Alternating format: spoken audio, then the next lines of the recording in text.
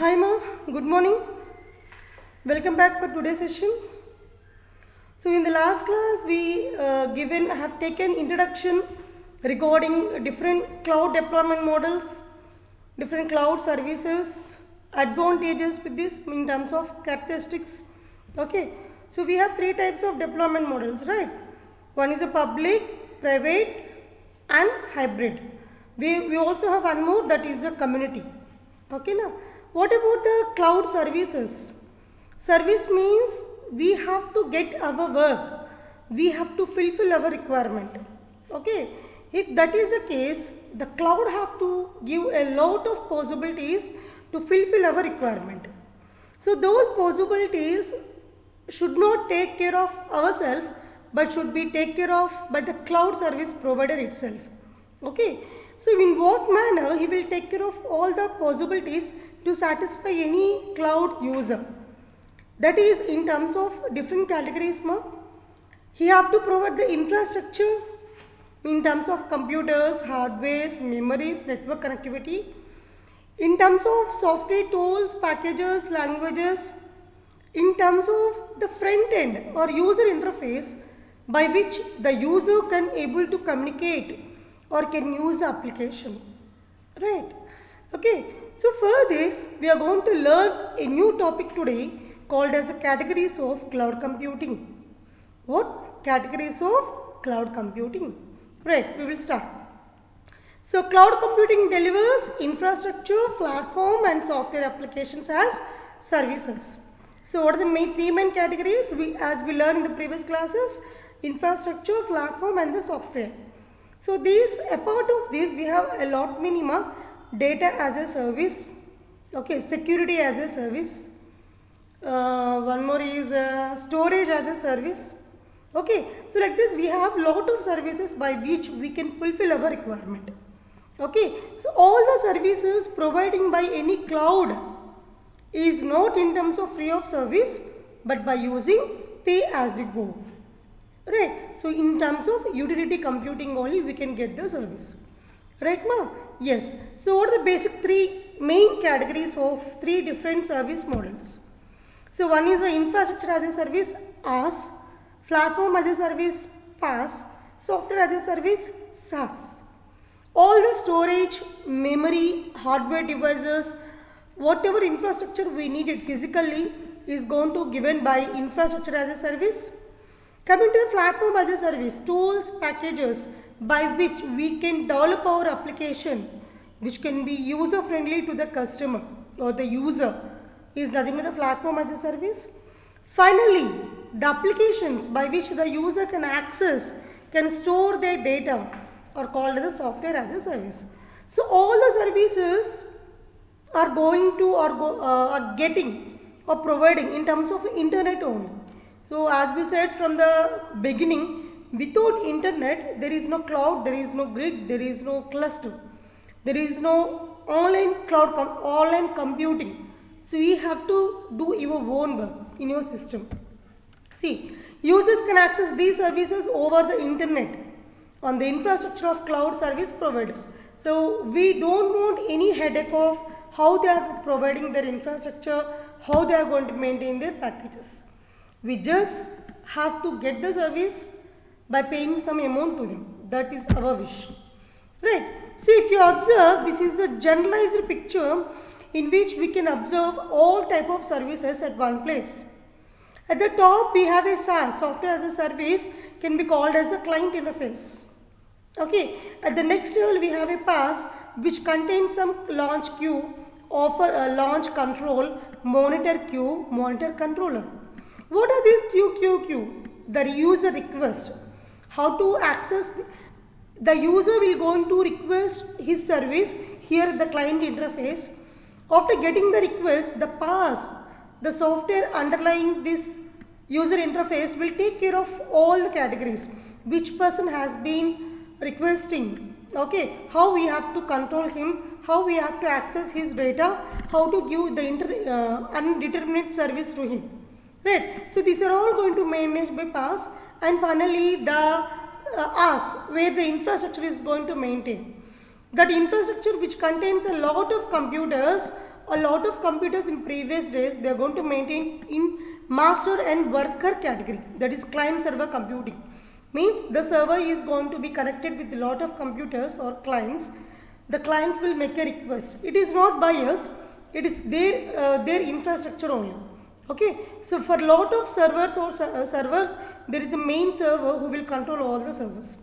So for all this, we have a distributed file system where anywhere we can get the data with the help of this distributed file system, right now. And we have a status DB, that is data as a service. Data about all the information about the clients, about the network capabilities, about the infrastructure, about the platform. Okay, they have to maintain which software is running better, which infrastructure is going to be hiding, or which infrastructure we have to provide more, that is we need more memory, we need more processor. If that is the case, all the information is going to be stored at one place called as a data as a service in terms of status database status, right? So these are the some of the services by which we are going to get the flexible data accessing, storing and processing of our data. How many we have? Client software as a service, platform as a service, infrastructure as a service, data as a service. A part of this we have a lot of services, storage as a service, computation as a service. We will see very shortly. So in the first one, infrastructure as a service. As infrastructure as a service, lot of connected devices will be there, in which we have to use a virtualization mandatory. Without virtualization, we can't do anything, we can't do anything, because all the resources have to use very efficiently without wasting at any point. If that is the case, the infrastructure contains computing, storage and networking. So all these are going to be virtualized. Okay, without virtualization, there is no concept at all. Right. See, the user does not manage or control the underlying cloud infrastructure. No, we don't have, because we are going to be the top layer, that is software as a service layer. Beneath of that we have a PaaS. Beneath of the PaaS we have a IaaS. So we don't have any direct control of this infrastructure. Okay. So but as a control over the OS, because that is our OS. OS, storage, deployed applications, possibly and select networking components. Yes, it is our wish. With that only we can communicate with the cloud, right? Yes, this IaaS model encompasses, this IaaS model also contains SaaS, storage as a service, compute instance as a service, and finally communication as a service. I am saying which I said to you, right? So till now how many we got? Software as a service, platform as a service, infrastructure as a service, data as a service, computing as a service, communication as a service, this storage as a service, right? A part of it we will get every service by which we can get our application executed without our intervention at somewhere. That is called as a service by cloud service providers. If you observe here, so these are the some of the companies, okay, who are giving the infrastructure as a service possibilities. See, Amazon EC2, GoGrid, Rackspace Cloud, FlexiScale in the UK and Joint Cloud. It is a 2011 scenario. In 2011, these are the companies who top up and they came forward to give infrastructure as a service. Right. So among them, the topmost company is Amazon Web Services. Right.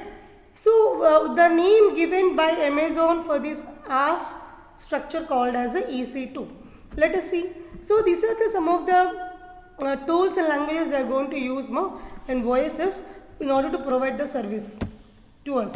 Okay. So Amazon EC2 architecture I want to give you. What is Amazon EC2 means? Elastic Compute Cloud. Elastic means we can extend for any, it can extend for any number of users for any number of applications without any intervention in the service. Right. So EC2 allows user to use virtual machines of different configurations as per the requirement.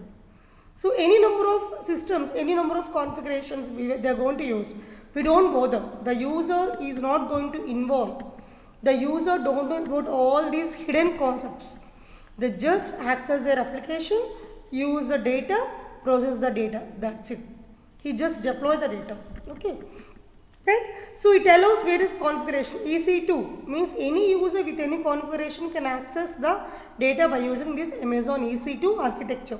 See, it allows various configuration options, mapping of individual server, various pricing options. Very advantages with this. So this is the architecture of Amazon EC2.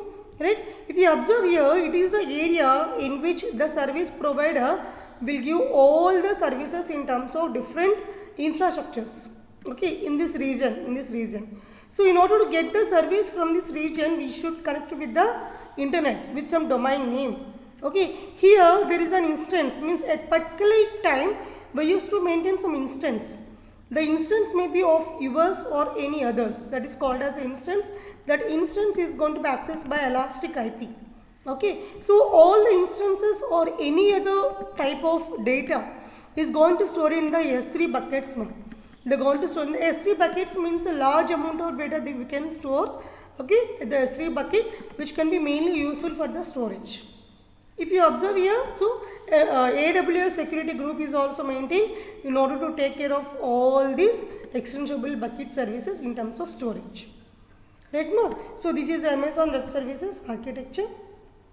So here is a process we can view easily by which we can get the service. Means by who means the user will get the service. If you observe here, it is via. We are here, okay, by using virtual private networks. What is the VPN? Virtual private networks. So there is no direct establishment of our connection from us to the cloud service provider. There is a temporary connection established between us and the company, so that it may not be feel or it may not be proved as a cumbersome to any other user.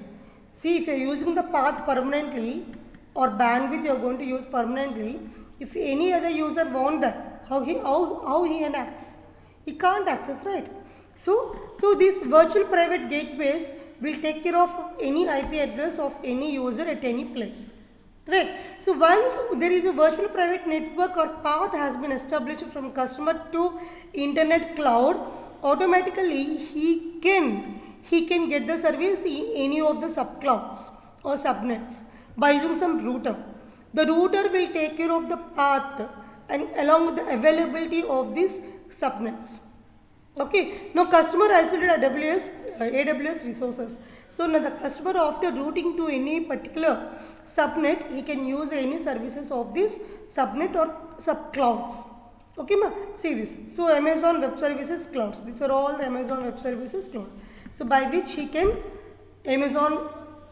provide the service to the customer by providing virtual path networks and division of their service clouds in terms of different types, different parts also, so that every user may not able to fight with the same cloud. The total data distribution is going to be in terms of different small parts or subnets, by which we can easily move from one place to another for our data. Right? So after completion of the AaaS, infrastructure as a service, we can move to the platform as a service. So as I said, platform is nothing but the OSs, the languages, the packages and tools. All these comes under PaaS only. Right? If you observe here, yes, to be able to develop, deploy and manage the execution of applications, how these packages, languages, tools are going to use. So by this, the user can able to access, store and deploy, process his applications. So this can be useful to develop your applications or apps. So this platform includes what? Operating system along with the runtime library support. So whatever the built-in libraries we are going to use to execute your concept, we can use this. Okay. So this has triggered the creation of PaaS model to enable users to develop and deploy their user applications. So the user can develop his applications. So what is cloud contains? What the platform cloud contains means it contains integrated computing system consisting of both hardware and software infrastructure. Yes. Okay. It contains both hardware and software. For example, some of the tools we are going to use here is the languages, software tools supported by provider, Java, Python, .NET, whatever language you can use to develop your applications. Nothing but the platform as a service concept. So by this we can develop and testing also we can done this. Once this testing is over and they are ready to use by any user or customer, they are going to deploy in the cloud. Okay, the user will accommodate, okay, or use these applications. Rautma? Yeah, no need that one. Yeah, so this is the table who is going to provide the platform as a service. Google App Engine, Microsoft Azure, Amazon Elastic, MapReduce, Aneka, Salesforce. So these are all some of the companies who is going to provide the platform as a service. Topmost companies I can say. So what models they are going to use? Languages. So Google App Engine they are going to use Python, Java and Eclipse based IDE. Salesforce and Apex IDE. Microsoft Azure .NET it is using, and MapReduce, that is Amazon Elastic MapReduce using Hive, Pig, Ruby, Perl, Java, Python. Oh my god. So lot of languages are going to use by Amazon, and Aneka is going to use .NET and SDK. Okay. So what are the models they are going to support here is MapReduce. We will discuss about the MapReduce in the 4th unit. MapReduce is it is an executing platform. It is one of the tool in the Hadoop framework, by which data at anywhere can able to execute at any large amount of data if is there, we can execute our data. That's a very benefit with this. Okay. Target application storage options. So by which what we can do is we can develop web applications, we can develop business applications, enterprise applications, data processing, enterprise applications, and high performance computing we can develop. Right. So that is the advantage with the platform as a service, right? So here is one of the Google App Engine we learned in the previous table. So Google App Engine playing a vital role, or it is a topmost company who is going to provide the platform as a service. This is the case, just see this. So web application provider. Provider means a developer who will develop a web application for the customer, right? So he will develop some local development. Means he will not deploy that application directly to the user without testing. First he have to develop his own, okay, local development he have to done. So in this, what are the steps they are going to do? They have to build, test, deploy and upgrade. Okay, obviously you have to building, they have to test. After testing they have to deploy. After deploying they are going to upgrade. Okay, so in this, what are the users? How can the users will access? By the users will able to communicate with the help of internet connectivity, that is HTTP user interface. Here the Google load balancer with lot of servers they are going to maintain. They will maintain the data, right? So in order to maintain this data, they are going to maintain some interface here. See, the manage, traffic monitor and version control. Here the packages are going to use by any company, by which we can store data of the users. Okay, it is going to be the mediator between the users and infrastructure.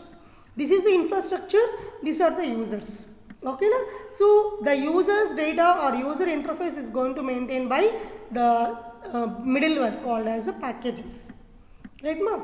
In software as a service, nothing but a lot of applications by which we can access our data. Right? So this refers to browser initiated application software over thousands of cloud customers. Okay, so whatever the services and tools offered by PaaS are utilized in the construction of applications and management of the deployment and resources offered by PaaS providers. Okay, so software applications as a service, it is also, right? Yes, some of the software SaaS, see, Google Gmail and Docs, Microsoft SharePoint and CRM. These are all some of the companies who is going to maintain the SaaS. They are going to provide the user interface applications by which the user can access the data from the cloud. So some of the providers are Google and Microsoft, integrated IaaS and PaaS, Amazon GoGrid, pure IaaS services, Microsoft, they are going to give the infrastructure services. Not only this one, I have given the list at the beginning of our classes also. We can get lot of list. So with these types of services, is there any benefits with that? By using this type of services in the cloud computing, What are the benefits you are going to be enjoy with this? Okay. Now coming to the advantages. These are all the some of the advantages. We have few more list also backside.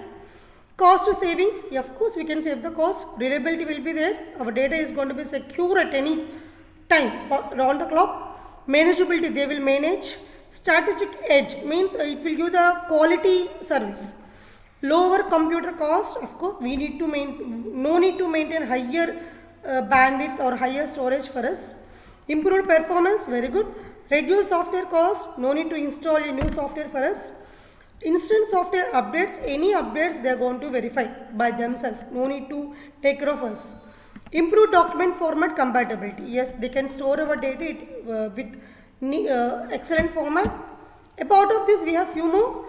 Unlimited storage capacity, we know about this. Increased data reliability, we know. Universal document access, latest version availability, easier group collaboration and device independence. So these are the features we are discussing from the beginning. Okay, these are the advantages of our cloud computing. Coming to the disadvantages, we have the first and foremost disadvantage is, what is the disadvantage, ma? We need internet. Okay, there is a possibility of downtime. There is a possibility if the server is not available, some problem is there with the server who is going to maintain the subservers, automatically our data has been gone. Okay, security, there is a possibility of violation of security because of threats. Okay, vendor lock-in, whenever the vendor is not available, when he got any problem, then our data is not available for us. Limited control, it depends upon the service provider, ma. The control capability is depends upon the service provider. Requires a constant internet connection, I said, can be slow, possibility based upon the bandwidth you have. Okay, does not work well with low speed connections, exact because of bandwidth problem only. Features might be limited. Of course, previously features might be limited, but today the features are extended to any extent. There is no doubt in that. Of course, we can remove from these cloud providers, but if any cloud provider who is providing a little bit services, a part of the Google, Amazon, Microsoft, IBM, some of the new companies which are arising or burgeoning, okay, new clouds, they may provide the few features. If that is the case, we can include this disadvantage here.